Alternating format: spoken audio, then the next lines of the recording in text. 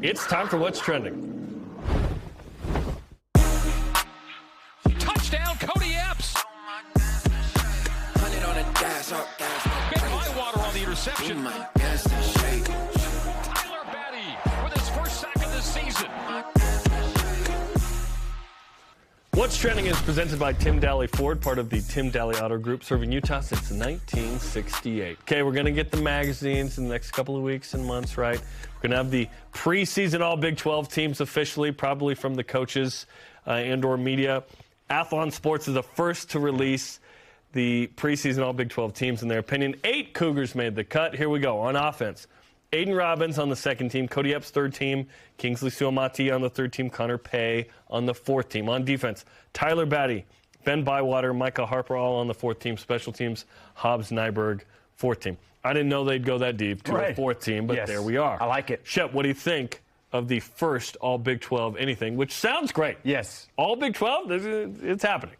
There's more than exactly where everybody landed, just the fact that BYU was on the preseason all Big 12. The funniest part about this was I was not expecting this, because you get into a rhythm, and with BYU even being in the WCC for the last decade plus, you get into like, okay, well, we're getting close to basketball season, so I wonder who's on the preseason. You go through all these other sports that you're used to getting the preseason teams. It's been so long since we've seen this for BYU football that when I saw it, I'm like, oh yeah, this is a thing. This still happens. So there was this excitement, this rush of excitement when I saw it. I will be honest with you, the one thing that really stood out to me that I really expected to be much higher was Kingsley Suamataia, higher than third team. That's probably one that maybe second team was probably what I thought, but we're talking about a guy here that right now is being talked about, granted, a year in advance, but it's for reasons that we all know because he's really, really good, being talked about as a first-round draft pick and maybe even a top 15 draft pick. So I was a bit surprised that Kingsley was just third team, but I'm still in the just happy to be here phase, so I'm not going to complain too much. Are you going to be in that phase all year? Possibly. There's a real chance. We haven't cared about all independent anything for a long time. I think maybe the first year or two we were like, oh, this is cool. It's like us, Notre Dame, and like some other people. Yeah. We have not cared for a full decade about any all-conference anything relative to independence because there's like 5 or 6 teams, whatever. This now becomes exciting, more exciting, because it's not only a league, but it's a league that is Power 5, and we've waited for this moment for BYU. Is Aiden Robbins BYU's best offensive player? That's what Athlon is saying right here against the field. I'm assuming they go with 2 running backs on the first team, 2 on the second team. Is he a top 4 running back in the Big 12? I think that would be incredible, and that certainly sets BYU's offense up if that is the case. I would love to think that BYU has one of the top, if they go 3 per team, 9 receivers in the Big 12. If Cody Epps is a third-team guy, I'm with you on Kingsley Suamataia. If he is a first-round pick, we would hope he'd be on the top 2 teams. Yep. If you're going, one left tackle on the first team, another on the second team, maybe it's not common knowledge that he's moved to left tackle.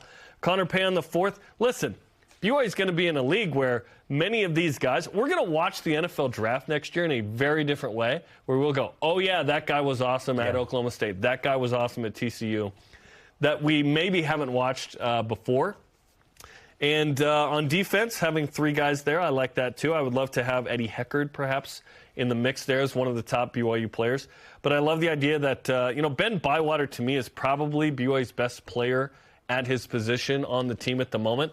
Hoping that Tyler Batty's awesome, that Isaiah Banya is awesome, that Micah Harper is awesome as well at safety. Hobbs Nyberg as a returner there, certainly.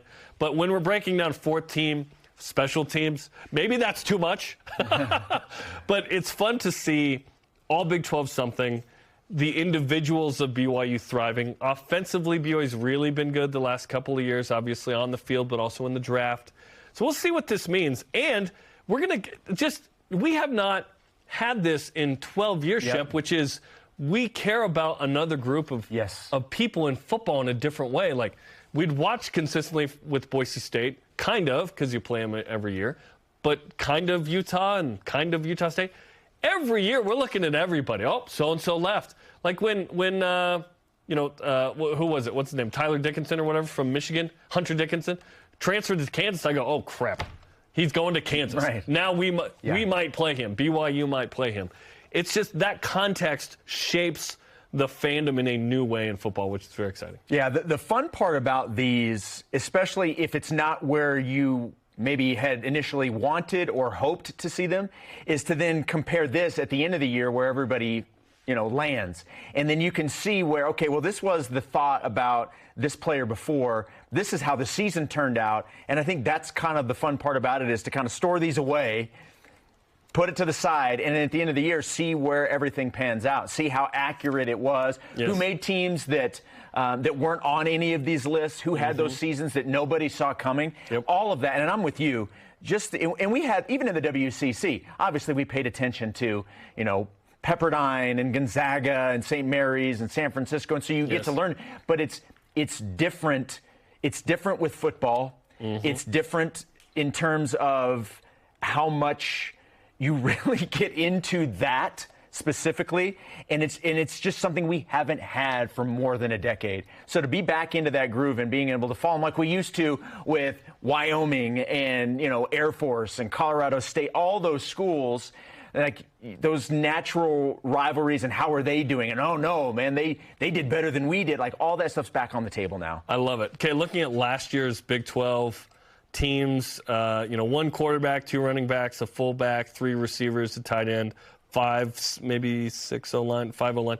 They go a little, they have 5 D linemen on the second team and 3 linebackers. So I don't know. We're running a 5-3-5 in on the all Big 12 defense. All good.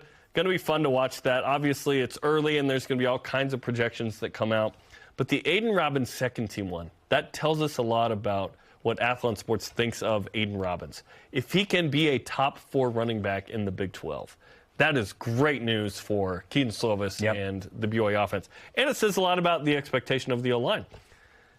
There's this narrative from Aaron Roderick that, hey, they're really good. And last year, I think that might have been the best O-line BYU's ever had, perhaps. Right. The metrics were really good. I would love to see the running game be awesome this year. The interesting part about it is when the transfer portal began, the offensive line was a massive concern for me. When BYU lost the Barrington brothers. Once you transfer, we mispronounce your name by 1 letter. The Barrington brothers are at Blaylor. Yeah. So, I thought, oh no, this is a massive loss. BYU has rebounded very nicely to the point I am not concerned about the offensive line anymore. Which is wild because BYU lost 3 of its 5 starters and 4 of the top 6. But the guys that came in, Caleb Etienne, the guys that were in the program already that are returning, Kingsley, obviously we've talked a lot about him.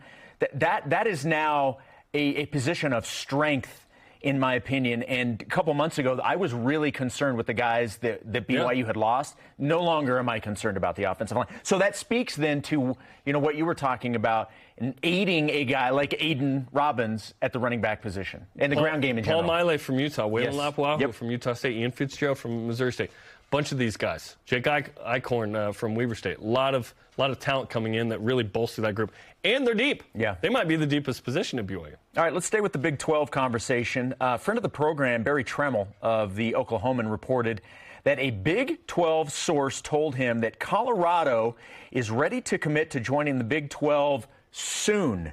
Would you like Colorado to come back to the Big 12? Yeah, I think it's a natural fit. I don't think they ever really fit in the Pac-12. And I think it'd be fine. You'd have a travel partner out west with BYU. Certainly still far away, all things considered, but much closer than a lot of the other schools. I'd be fine with that. I don't know when that would happen, how many years it would take, if it'd be like in 25 or whatever. What would Utah do without a rival, though? Oh, my gosh, what would they do? Who cares? Oh, my gosh, who cares? Colorado in the Big 12 would be great. I think that'd be a good fit. Did they add a ton, competitively? No, because they've struggled. They will. I believe in Coach Prime. This guy's I believe he's going to do somewhere else in 3 years. Oh, that's fine. By the time Colorado gets into the Big 12, I don't even know if Deion Sanders would be the head coach at Colorado. But what it means is Coach Prime. Nice. Thank you. I don't know what this means for the Pac-12, but do they add San Diego State and then it's like, well, we're still at 10 when USC and UCLA move? Is this the first puzzle piece to potentially move? Also, this isn't the first time we've been told that someone might move soon. We were told Gonzaga might be in the Big 12 soon, and that was a few months ago from Stuart Mandel. That piece hasn't of the puzzle hasn't happened quite yet. So we'll see. There's a lot of fodder out there with UConn, San Diego State, Colorado now.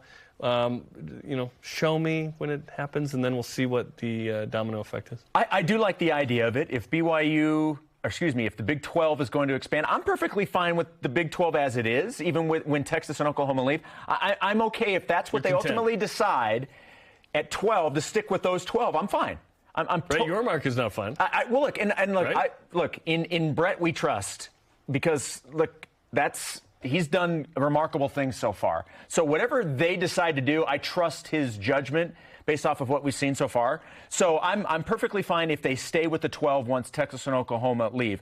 But I do like the idea of, if Colorado's going to be the team, one of the teams that come in, I do like that. I like it for some of the reasons, even though travel partners really don't mean much anymore because all these conferences are so spread out anyway. And yeah, you have Cincinnati was talked about that it does help West Virginia, even though they're not right next to each other, they are close. So it gives you some sort of closeness with another program. Yes. Yeah. So for those reasons, I like it. I agree with you. They never felt like they were a fit in the Pac-12. The fact that they were in the Big 12 before, it would make for a very easy transition to go back. That doesn't always happen, where you spurn a conference and then they welcome you back. And it feels like that would be a school that everybody would be okay to bring back in. Yeah. It would be nice to be able to have the Denver market and be able to pay attention to things that are going on there. So I do like the Jimmer, and for Jimmer, because Jimmer obviously lives in Colorado. So yeah, I like the idea if it happens. And would they be the only school added? Like, I don't see why the Big 12 would add one school. Yeah, I would add another school. Colorado, Arizona. If you're going to go, are you going to just from the Pac-12? Or is it Colorado, UConn? A lot of are smoke Arizona around and UConn Arizona State together in what they do? Because BYU and Utah were not. So perhaps there's a one-school thing there. Is it San Diego State? Do you just go and grab that Pacific time zone team that you've craved? Granted, you really want Oregon and Washington probably. Right.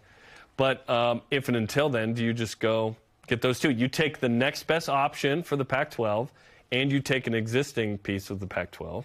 And now they are down, not only down to 9, but they don't have that expansive piece to add to 10. That makes sense, unless you're going to add a Fresno State or a UNLV or whatever. SMU. So that SMU. Yeah, SMU in the mix as well. But again, nothing's happened quite yet. Do we think something will happen before July 1st, by the way, given the TV contract thing with San Diego State needing to pay the Mountain West $17 million, but that goes to $51 million by July 1st? I keep getting this feeling like it has to happen now, right? It has to happen soon, right? But nothing's happened to what you were saying. But you're right. But when there's a deadline and there's a financial implication to it, it's amazing how quickly decisions get made. My understanding is if they don't, they'd have to wait until like 25 or something, or later. That makes sense that we would see something, but the Pac-12's not going to do something. If they're not going to do something. Get into there. They haven't yet. If they don't like what they have, regardless of whether or not it's